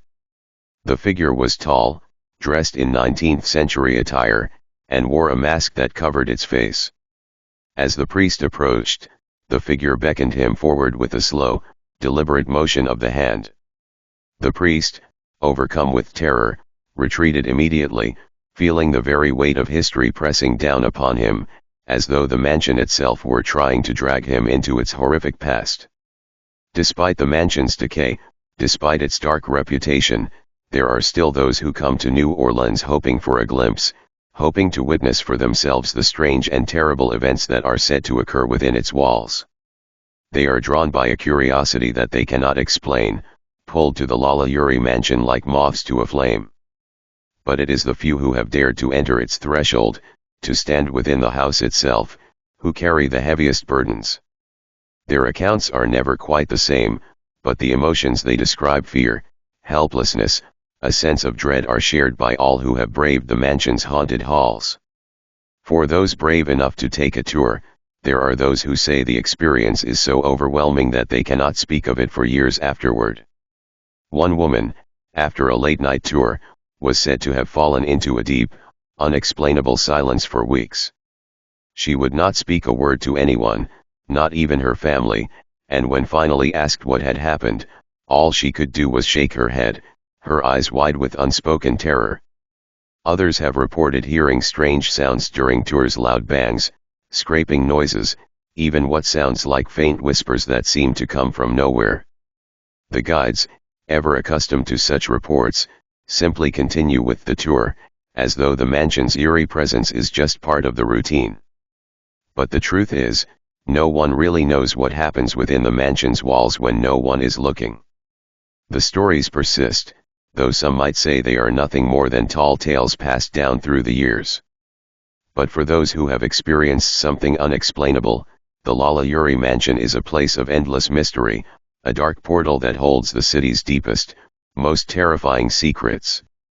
The mansion remains ever present, its decaying walls standing as a testament to a past that refuses to be forgotten. And so the question remains, will the Lalaurie mansion ever give up its secrets, or is it forever doomed to stand as a monument to the horrors of a dark, twisted history? The ghosts may never leave, and the whispers will never cease. No matter how much time passes, no matter how many generations come and go, the mansion will stand, waiting. Waiting for someone else to come too close. Waiting for the next soul to dare to uncover the truth, no matter the cost. It was a night that began like any other in the French Quarter, the moonlight casting its pale glow on the ornate architecture of the Lalaurie mansion. But fate had other plans. A small, seemingly innocuous kitchen fire, a spark that could have been easily contained, began to rage out of control. Flames licked the sky, and thick smoke billowed from the building, drawing the attention of concerned neighbors. As the firemen rushed to the scene, the neighbors gathered outside, anxious but unaware that they were about to become unwilling witnesses to an unspeakable nightmare. The house, a symbol of grandeur and wealth, was now a raging inferno, but no one could have known that it was only the surface of something far more sinister beneath. Once the fire was finally brought under control and the smoke began to dissipate, a strange calm settled over the scene. The mansion, dark and foreboding in the aftermath, loomed in silence. It wasn't until the firemen entered the charred remains of the kitchen, looking for any survivors or hidden sources of the flames, that something unexpected caught their attention. A doorway. It wasn't marked by a sign or plaque, it wasn't even part of the original floor plan. A false wall, now scorched by the fire, had concealed a narrow passageway behind it, leading to a room that had remained hidden for years. What they discovered beyond that door would change the course of history forever. As the firemen pried open the hidden room, the stench hit them first, an overpowering, nauseating mix of death, decay, and despair that clung to the very air. It was suffocating, nearly impossible to breathe, and they recoiled at the suffocating weight of it. But the horror did not end there. The sight that met their eyes was so grotesque, so incomprehensible, that it sent a chill deep into their bones. The room was vast, but its walls and floors were slick with something that could only be described as blood. Pools of it, streaking the floor and staining the once pristine white walls. The faintest whispers of iron and copper seemed to hang in the air, as if the very atmosphere had been forever scarred by the suffering that had taken place within these walls. But it was the figures scattered throughout the room that were the true nightmare. Emaciated bodies, skin stretched thin over broken bones, lay chained to the walls. Their limbs were twisted at unnatural angles, the flesh lacerated by cruel implements. Shackles, some rusted with age, some freshly stained with blood, clung to their wrists and ankles, the remnants of chains that had held them in place for who knows how long. There were no words to describe the horror etched on their faces, empty, hollow eyes staring into nothingness, mouths twisted in silent screams. These were not servants. They were not victims of some accident or cruel fate. No, they were prisoners, tortured, starved, and left to die in agony, forgotten by the world above. They had been confined to this hidden chamber by their captor, a woman who had once been admired and respected by the city's elite. Madame Delphine Lalaurie, a woman who had carefully curated an image of wealth, grace, and sophistication, had been hiding her dark, unspeakable secret behind the doors of her mansion. The neighbors, upon discovering the room, staggered back, eyes wide with disbelief. Their minds struggled to comprehend the magnitude of what they had just uncovered. How could this have been hidden for so long? How had no one noticed? It wasn't just the condition of the bodies that was horrifying, it was the realization of what had happened in that room. The cruel experiments, the physical and psychological torment, the complete disregard for human life. The mansion, once a symbol of elegance, had been a house of horrors. The truth that had been whispered in dark corners, rumors that had circulated about Madame Lalaurie's cruelty, was now undeniable. But even this revelation, horrifying as it was, only scratched the surface of the darkness that had taken root in the Lalaurie mansion.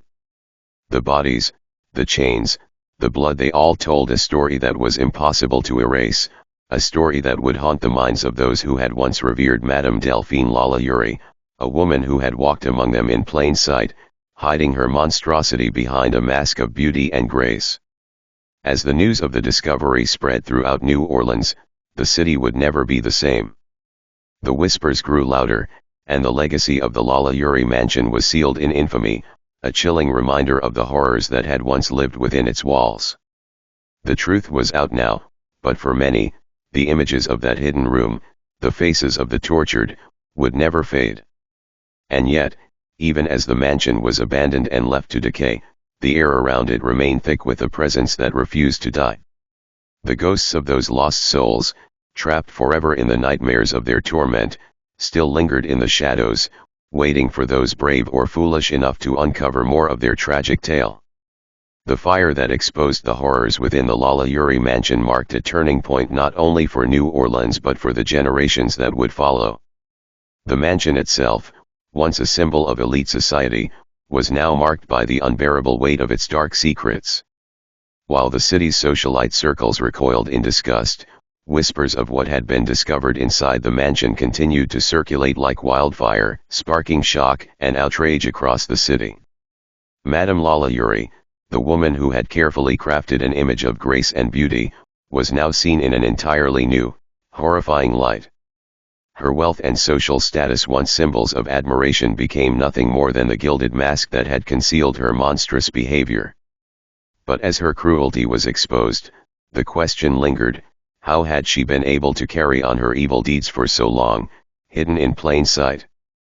Her charm and beauty had fooled not only her peers but also those who worked within the mansion's walls. Her servants, who had been drawn to her promising a life of comfort and respect, had no idea that beneath her polished exterior, Delphine Lalaurie had become a monster of unimaginable proportions. It wasn't just the shackles, the whips, and the starving victims locked away in the mansion's hidden chamber. No, Madame Lalaurie's cruelty went beyond that. It was the calculated, methodical way she tortured her victims, pushing the boundaries of human suffering. Some of the survivors who had managed to escape spoke of the brutal experiments Lalaurie had conducted.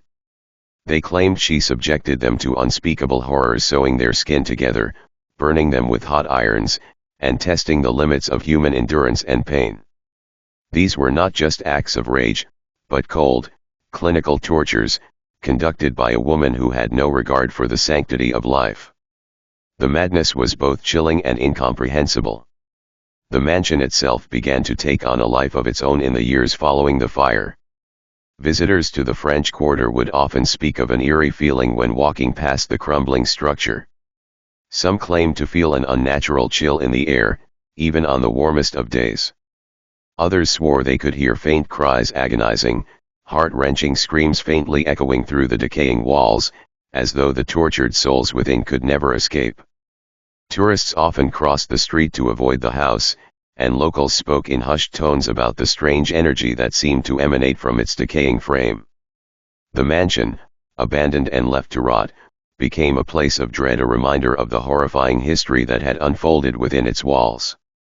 Some said that at night, a dark figure could be seen pacing along the upstairs windows, a silhouette that seemed almost regal in its stature.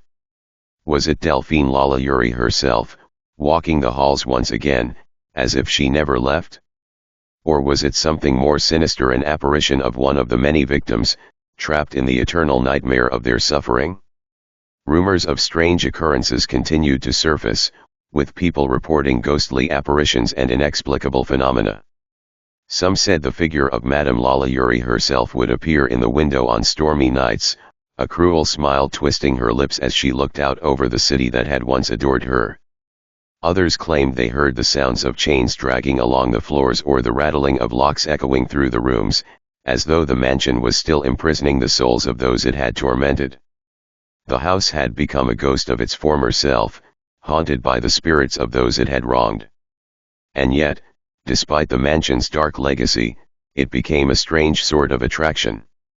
Tourists came, drawn by the macabre allure of the place, eager to catch a glimpse of its haunted past.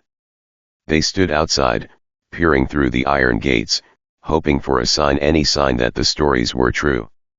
Some swore they saw shadows moving behind the cracked windows. Others said they felt a cold breath on the back of their necks as they stood near the door, as if something or someone was watching them. But few dared to enter the mansion itself. The fear of what lay inside was enough to keep even the bravest souls away. As the years passed, the mansion was eventually abandoned by all but the ghosts of its past. However, the haunting of Madame Lalaurie's legacy persisted. New Orleans had not just inherited a building from its history, it had inherited a curse, one that lingered long after the woman who had once wielded power from within its walls had vanished. The Lalaurie mansion still stands today, a monument to human cruelty, and a silent witness to the horrors that unfolded behind its elegant facade. For some, it remains a place of fascination, a relic of the city's dark past, while for others, it is a cursed sight, one that should be avoided at all costs. But for those who dare to get too close, the mansion has a story to tell, a story of suffering, of torment, and of a woman whose insatiable cruelty left its mark on history. The echoes of Madame Delphine Lalaurie's reign of terror may have faded from the public eye, but they remain etched into the very bones of the mansion. And perhaps, just perhaps, the restless spirits of those she condemned still haunt its decaying walls, awaiting the day when their torment will finally be acknowledged. The mansion, now a shell of its former grandeur, seems to breathe with the memories of those who suffered within its walls.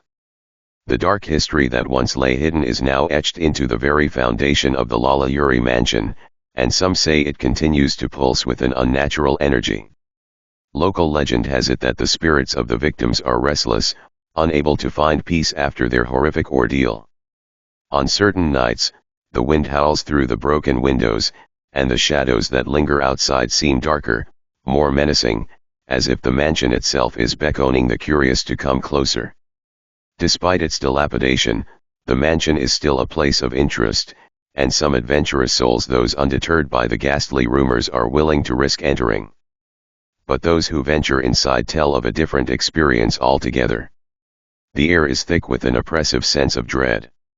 The walls, once filled with the laughter and clinking glasses of high society, now seem to echo with the cries of pain and anguish that have been trapped in time.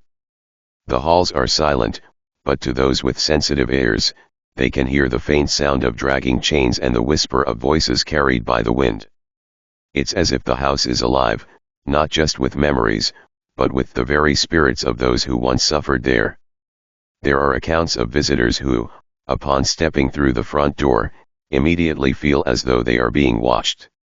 It's a strange sensation, an invisible gaze that makes the hairs on the back of their necks stand up, as though someone or something is waiting for them to make a move.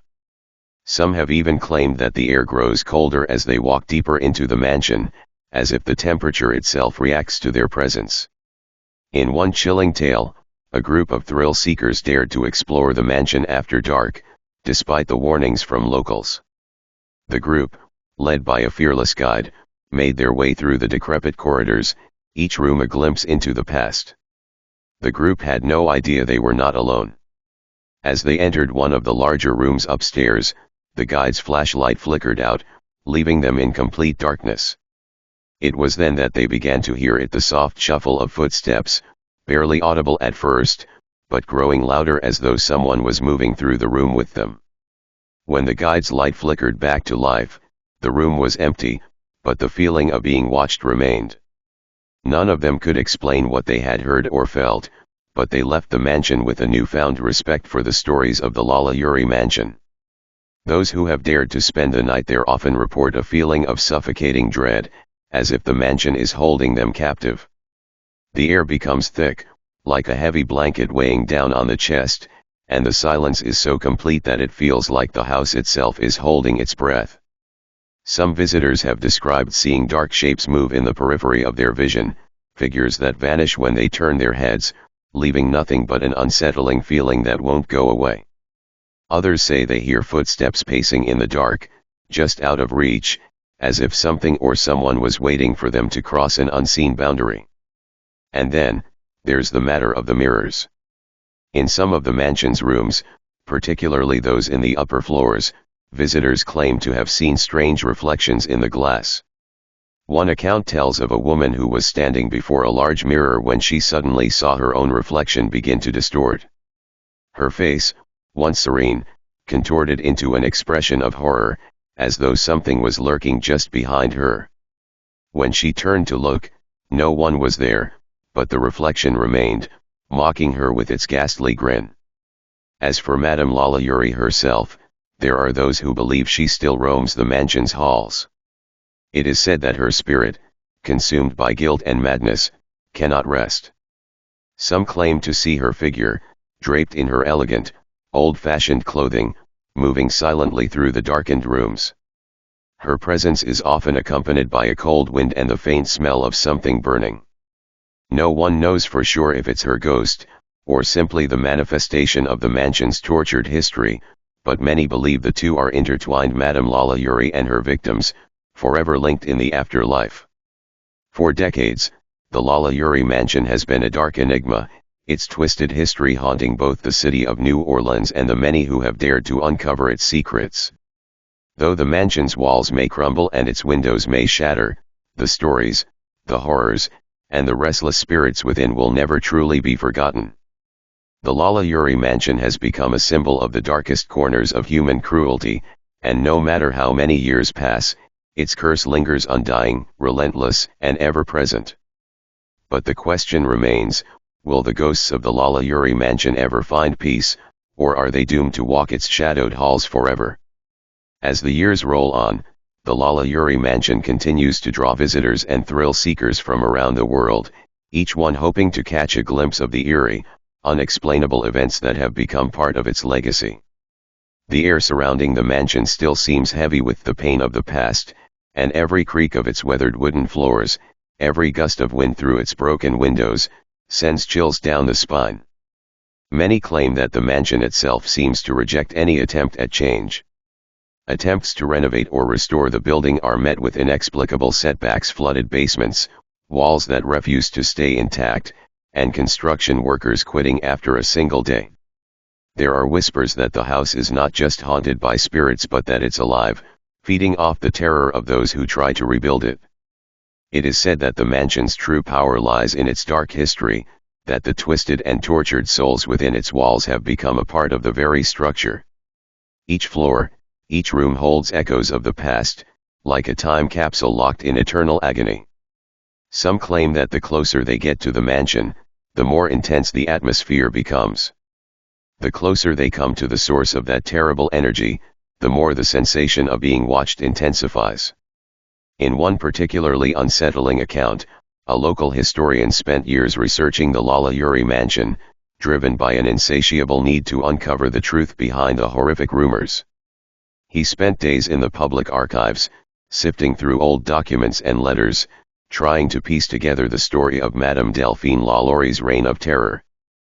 But as he got closer to the truth, strange things began to happen. His dreams were filled with visions of tortured souls and anguished cries. He could hear footsteps pacing in the distance, always just out of reach. At night, his once peaceful home became haunted by the oppressive presence of something watching him. Desperate to make sense of it all, he returned to the mansion, convinced that the answers lay within its crumbling walls. But the moment he stepped inside, it was as if the house itself recognized him. The door creaked shut behind him with a finality that felt like a trap being sprung. The air was thick, heavy with an energy that was impossible to escape. He made his way through the darkened halls, flashlight flickering as if resisting his presence. In the drawing room, he saw the familiar cold, empty mirrors, reflecting nothing but shadows until his own reflection began to distort. His face twisted into a grotesque expression, his eyes wide in terror as he realized the truth: there was something behind him. He spun around, but the room was empty. Yet when he looked back to the mirror, the figure was there, horribly burned and chained, just as the victims had been described. The historian screamed and bolted for the exit, but the doors would not open. They refused to release him, trapping him within the house that had taken control of his mind and his fate. When he was eventually found, stumbling into the streets in a delirious state, he was not the same. His eyes were hollow, his body weakened, and his mind shattered by what he had experienced. He never spoke of what had happened inside the mansion, but those who saw him afterwards knew he had come face to face with the spirits that had never left the Lalaurie mansion. In the following years, more similar stories emerged: people who had ventured too close, driven by curiosity or the promise of uncovering a lost history, but who came back with stories too bizarre, too terrifying to recount fully. Some left New Orleans entirely, unable to bear the weight of their experiences. Others fell into madness, their minds consumed by the horrors they had glimpsed behind the mansion's darkened windows. It is said that the Lalaurie mansion holds more than the ghosts of its past. There are darker, more malevolent forces at play, ancient spirits trapped within the very bones of the house, bound by a curse that no mortal can break. Whether Madame Lalaurie herself is one of them, or if she is the keeper of this dark secret, no one knows.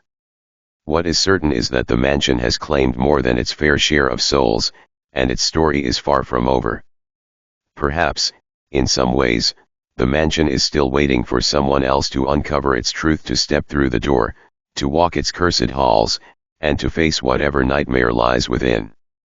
But for those who dare, one thing is clear: you will never leave the Lalaurie mansion the same way you came in. If you leave at all. For the house is patient. It waits. And when you least expect it, it will take what it has always claimed: the soul of whoever dares to awaken its sleeping horrors. After the harrowing discovery in Madame Lalaurie's mansion, word of her gruesome actions spread like wildfire. News of the unimaginable cruelty committed within her luxurious home sparked a tidal wave of anger that swept through New Orleans. The city, once captivated by the allure and wealth of the Lalaurie name, turned against her with a fury rarely seen. People who had once envied her extravagant lifestyle now felt sickened by the thought of having ever admired her. Driven by righteous indignation, the townspeople rallied together in a single-minded pursuit of justice. A mob soon formed, an unstoppable force fueled by collective grief and outrage. Torches lit, they marched towards the mansion, their voices rising in a crescendo of rage, demanding retribution. But the angry crowd arrived too late. Madame Lalaurie, a woman as cunning as she was ruthless, had already vanished into the night.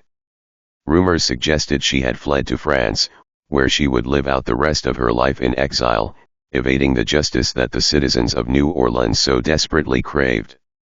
With the infamous mistress gone, the mansion stood vacant, a monument to the terror and suffering it had housed. The building itself seemed to absorb the horror of its past, taking on a sinister quality that was unmistakable to anyone who looked upon it. Its once grand facade was now a symbol of unspeakable cruelty, and its doors and windows, once inviting symbols of wealth and power, were forever sealed. Word spread that the very walls of the mansion seemed to exude a sense of dread, as if they had taken on the pain and despair of the tortured souls who had perished within them. As time passed, the mansion's horrific legacy grew into legend. The curious, the brave, and the thrill-seekers were drawn to its shadowed presence, hoping to catch a glimpse of its ghostly inhabitants. Stories emerged of those who dared to approach or peer through its boarded-up windows. Many reported hearing faint, disembodied whispers that floated through the night air, as if secrets from the mansion's grim history still lingered just out of reach. Some claimed to hear the unmistakable sound of chains dragging across the floors, echoing the torment of the poor souls who had been shackled and left to suffer. The mansion became a magnet for ghost hunters and paranormal enthusiasts, all eager to uncover the mysteries embedded within its haunted halls. Visitors reported spine-chilling encounters, the sound of chains rattling in empty rooms, the sensation of cold hands brushing against their skin, and anguished cries that seemed to seep from the very walls. Some even claimed to feel a heavy, oppressive energy that settled on them as soon as they crossed onto the property, as though the house itself bore a grudge against the living. Locals, however, knew better than to go near it. They believed the mansion was cursed, its walls forever stained by the darkness of its former mistress's deeds. Those who lived in the nearby streets whispered of strange sightings on quiet nights, an apparition of a tall, shadowy figure in period clothing, who seemed to be guarding the house, watching over it as if to protect its secrets. They would see flickers of light in the upper windows, shadows passing by as though someone or something still resided within. The Lalaurie mansion became more than just a historical landmark, it became a warning. To this day, many believe the spirits of Madame Lalaurie's victims are trapped within its walls, their suffering endlessly replaying, unable to find peace. Some say the mansion itself is a prison not for the living, but for the spirits bound to the place where their agony began. Others insist that Madame Lalaurie's own spirit haunts the mansion, condemned to remain in the very place where she committed her heinous crimes, unable to escape the legacy of horror she left behind. For the people of New Orleans, the Lalaurie mansion serves as a chilling reminder of the darkness that can lie hidden behind even the most elegant facades. Its story is a tale of unimaginable cruelty and suffering, a legend that endures as a testament to the resilience of the human spirit and the enduring power of the supernatural. And while the mansion's doors remain closed to the public, it seems that the spirits within have never truly left, trapped in an endless loop of pain and sorrow that no exorcism or blessing could ever dispel. The legend of Madame Lalaurie and her mansion is an inescapable thread in the fabric of New Orleans, woven into the very culture of the city. Locals and visitors alike feel its pull, a dark allure that tempts them to look deeper into its mysteries. The mansion stands there still, grand yet decayed, as though time itself cannot move past what occurred within those walls. Each crack in the walls, each creak of the floorboards, seems to hold a fragment of the horror, whispering secrets to anyone willing to listen. Over the years, the mansion has inspired endless tales, its walls seemingly alive with stories of shadows and screams. Some who dared enter in recent decades reported feeling an overwhelming sense of dread, an invisible weight pressing down on them. Strange occurrences persisted: doors that would open and close on their own, lights flickering despite the absence of electricity, and the chilling sensation of fingers brushing against an unsuspecting shoulder. Those who have spent extended time inside spoke of an oppressive presence that grew stronger the deeper they ventured into the building. Yet, perhaps the most haunting tales come from those who have never set foot inside. Many who live nearby refuse to even walk past it after dark, convinced that the spirits lingering there are capable of reaching out from beyond. In hushed voices, they recount the eerie phenomenon known as the calling. At midnight, some people report hearing their own names called in a whisper, drawing them toward the mansion. The voices are faint yet persistent, beckoning with an allure so chilling it leaves them paralyzed. It's as though the mansion itself reaches into the night, seeking to ensnare the souls of the living, just as Madame Lalaurie once ensnared those who were unlucky enough to be in her presence. Even today, the mansion has an unsettling effect on visitors who merely stand on the sidewalk and stare up at its darkened windows. Many describe feeling an intense, icy stare from above, as if someone or something is watching them from inside. Others have been overcome by sudden waves of nausea or an inexplicable urge to leave the area. Locals say these sensations are no coincidence, believing the house is cursed, forever haunted by the agony and despair of those who suffered within. New Orleans is a city of rich culture, vibrant music, and unique history, yet the Lalaurie mansion casts a long shadow across its charm. Its presence is a reminder that the city's beauty is entwined with tragedy, that the allure of the French Quarter can sometimes mask a much darker truth. Tourists still flock to see the mansion, unable to resist its allure, but those who truly understand its past know the price of curiosity. They say if you listen closely, you might still hear faint whispers seeping from the cracks in the walls, the voices of those who suffered under Madame Lalaurie's hand, trapped forever in the mansion's grip. The Lalaurie mansion endures, a symbol of humanity's darkest depths and a warning to those who come too close. As the years pass, new tales arise, fueled by the experiences of those drawn to its chilling allure. Perhaps, as some say, Madame Lalaurie herself remains within, bound to the mansion in an endless purgatory, unable to escape the horrors she created. Or perhaps it is something even darker, a force far more sinister, feeding off the sorrow and terror left behind, waiting patiently for anyone brave or foolish enough to trespass into its haunted halls.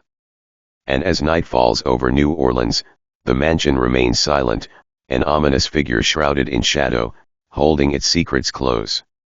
Yet one thing is certain: the Lalaurie mansion will never be at peace, nor will those who dwell near it ever forget the horrors concealed within its walls. The haunted legacy of the Lalaurie mansion doesn't end with stories of ghosts or eerie sightings. Some say that an ancient curse lies at the heart of the mansion's enduring mystery, woven into the foundation of the building itself. Legend has it that those who seek to learn too much about its dark past or disturb the spirits within its walls are destined to suffer strange misfortunes. Many who have tried to investigate or restore the mansion reported feeling inexplicable shifts in temperature or hearing whispers that weren't there. Others have experienced personal misfortune after prolonged engagement with the mansion's history: freak accidents, financial ruin, sudden illness, or in some cases, severe nightmares that seem to reach out from the past, as if Madame Lalaurie herself were warning them to turn back. Through the years, a few owners have attempted to restore the mansion to its former grandeur, hoping to erase its dark reputation. But time and again, they met with failure. Repairs fall apart overnight, and strange occurrences drive workers away, some leaving mid-shift, unwilling to step foot back on the premises. Contractors who tried to renovate the rooms would find their tools moved or broken, sometimes the very next morning. Light bulbs that had just been replaced would shatter without cause, and mirrors, too, seemed to break of their own accord, as though the house itself resisted change, determined to remain steeped in its haunting legacy. Then, there are the dreamers. Those who spend too long thinking about the mansion, studying its history, or gazing up at its looming silhouette often find themselves haunted not by what's inside, but in their own sleep. Some have described the reoccurring nightmare of standing in one of the upper rooms of the mansion, the air thick with dust, the dim light casting shadows that stretch and writhe across the walls. In these dreams, they're alone, but not really. They hear footsteps echoing in the empty rooms above, feel a cold hand brush against their shoulder, and sometimes, if they dare look back, they glimpse a figure in the doorway, a tall, thin woman with a piercing gaze, her eyes filled with fury, as if daring them to unveil her secrets. Many believe this woman to be the spirit of Madame Lalaurie herself, trapped and bitter, her soul forever bound to the place she terrorized. Others think it's merely a creation of the mind, a specter conjured by the weight of the mansion's past. But those who've had these dreams know one thing: they wake up drenched in sweat, an eerie sense of dread lingering, as if a part of them remained in that haunted room. The mansion, it seems, does not like to be forgotten. And those who dare remember it too vividly, who get too close, risk becoming a part of its tale, a thread in its fabric of horror and mystery. In recent years, paranormal investigators, historians, and enthusiasts continue to be drawn to the mansion, many convinced that they might unlock its secrets. Yet, the mansion remains silent, indifferent to their attempts, withholding its truth as it has for centuries. Perhaps that's why the Lalaurie mansion is more than just a haunted house. It's a dark enigma, a reminder that some places are meant to be left alone, their history left untouched. And as the night descends over New Orleans, the mansion's shadow stretches long over the city, a warning to those who may one day be tempted to unearth its secrets. After all, some stories are best left untold. Even today, stories of the Lalaurie mansion persist, each one darker than the last. Neighbors swear they've seen flickering lights in the windows at night, though no one lives there. Others claim that if you listen closely near the wrought iron gate, you might hear faint, anguished whispers or the dragging of chains in the silent courtyard. Visitors, even those who don't know the history, often describe feeling an immediate sense of unease. Some say it's the weight of the building's dreadful past pressing down on them, others believe it's something more, something alive and malevolent, warning them to stay away. The mansion has come to represent a kind of forbidden allure. Paranormal investigators bring advanced equipment, hoping to capture evidence of the spirits rumored to haunt its halls. They set up night vision cameras, digital recorders, and EMF detectors, documenting every creak, every strange shadow. Some leave with nothing more than a few eerie recordings or blurry photos, convinced that what they heard or saw was the product of their own nerves. But others depart visibly shaken, claiming that they heard voices speaking their names or felt something cold graze their skin. One investigator reported feeling a sharp, stabbing pain in his arm while standing in the parlor room, a pain that lingered long after he left and defied medical explanation. Then there are the skeptics, those who laugh at the mansion's haunted reputation, dismissing it as local superstition. But even they admit that standing in its presence feels different, that something about the mansion chills them in a way they can't quite explain. Some walk past with their eyes averted, feeling that if they look too long, they might glimpse something in the shadows, something waiting, watching. To the locals of New Orleans, the Lalaurie mansion has become a living ghost story, an enduring part of the city's folklore. Guides lead tourists past it every night, recounting tales of Madame Lalaurie and her atrocities, embellishing where history has left gaps, feeding the legend that the mansion is a place where evil still resides. They speak in hushed tones, warning their groups to never touch the walls or peer too deeply through the windows. Once you invite the spirit's attention, they say, it's hard to shake it. Despite its grim past, or perhaps because of it, the mansion remains an enigma, a place that refuses to be forgotten. In the end, the Lalaurie mansion may never reveal its secrets fully. It sits in quiet defiance, shrouded in a mystery that deepens with each passing year. And for those who believe in spirits, in curses, and in the scars left behind by unimaginable cruelty, the mansion will forever stand as a symbol, a warning from the past, a lingering reminder that even the most beautiful facades can hide the darkest of horrors. So if you find yourself walking down Royal Street on a quiet evening, and you feel the air turn cold or the hair on your neck stand up, you might be closer to the mansion than you realize.